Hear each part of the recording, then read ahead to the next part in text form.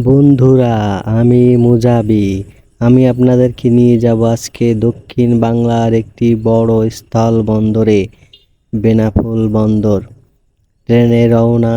বন্ধু আর আমার আইসক্রিম খেতে খেতে সুন্দর দৃশ্য দিয়ে আস্তে আস্তে চলে যাচ্ছি যশোর জংশন পার হয়ে।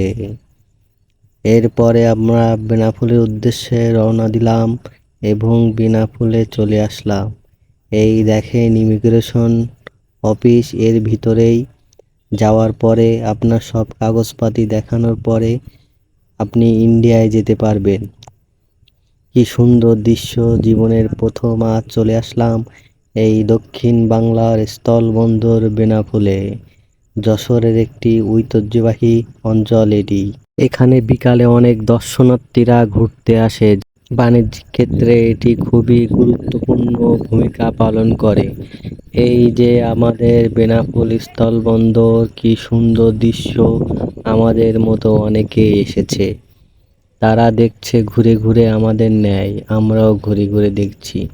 এইখান থেকে আসলে সামনে যেতে হয়, সামনে যে ইন্ডিয়া। বন্ধু সুদর্শন হওয়ায় তার আশেপাশে মেয়েদের আগমন।